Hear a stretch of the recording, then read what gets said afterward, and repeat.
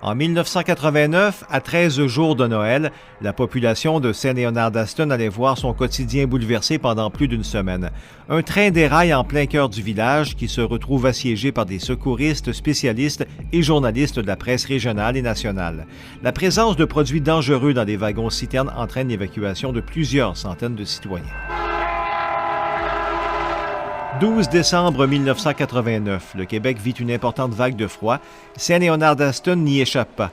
Vers 10h40, un convoi ferroviaire, comme il en passe tous les jours dans la municipalité, arrive au passage à niveau, en plein cœur du village, mais les choses ne se passent pas comme d'habitude.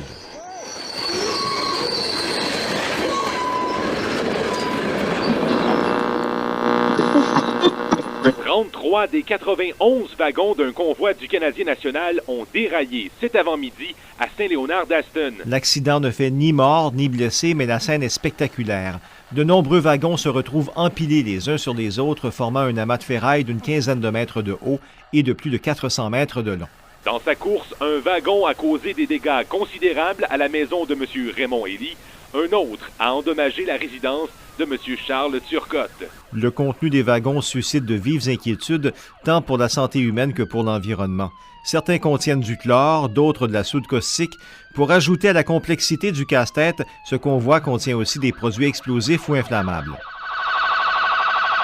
Avec l'accord du maire de la paroisse, Raymond Fleury, et du directeur régional de la sécurité civile, Jacques Brochu, le maire Luc Balleux, qui agit comme coordonnateur des opérations, n'a d'autre choix que de décréter les mesures d'urgence. Il y a eu du personnel de CAL, des techniciens et des ingénieurs qui étaient là pour s'assurer qu'il n'y avait pas d'échappement de chlore.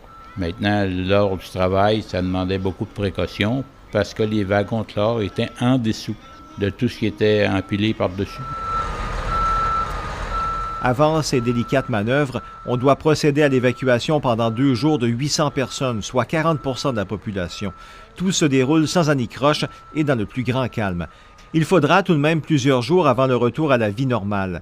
Les autorités sont confrontées à un autre problème, soit le déversement de soude caustique dans un fossé qui descend jusqu'à la rivière Nicolet.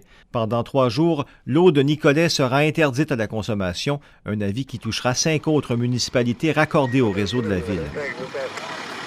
Le village de Saint-Léonard-d'Aston est pour sa part pris d'assaut par une cinquantaine de policiers, par des spécialistes, des représentants gouvernementaux, du CN et de dizaines de journalistes. Pendant ce temps, des pompiers de Saint-Léonard-d'Aston et des villages environnants assurent une vigile, mais n'ont pas à intervenir. On sortait les trucks, tout ça, mais pas... Il n'y a pas d'intervention, il n'y a pas de feu, il n'y avait rien. Le chef du service des incendies, André Poirier, qui, comme toute sa brigade, était pompier volontaire, a beaucoup appris des événements. 30 ans plus tard, il constate que les pompiers sont beaucoup mieux formés et équipés.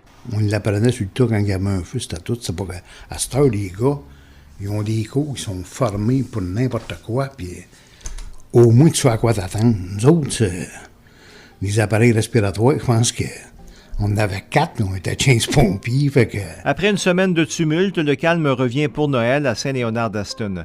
L'opération aura coûté plusieurs millions de dollars. Le CN prendra en charge la facture et compensera les citoyens qui ont subi des dommages qui, sauf quelques exceptions, seront satisfaits.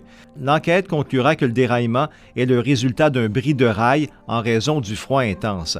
Malgré le sérieux de la situation, Luc Balleux considère qu'il s'agit d'une des belles expériences de sa vie.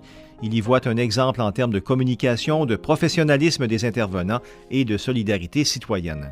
Même si les tensions parfois étaient très fortes, collectivement, les gens de Saint-Léonard se sont assumés, ont accepté les gens qui donnaient des ordres, si on peut dire, et tout le monde était heureux de la façon dont ça s'est passé. La fin s'est terminée par un party qui a été payé par le Canadien national. Selon l'ancien maire, cette fraternité a contribué à un retour à la normale en douceur.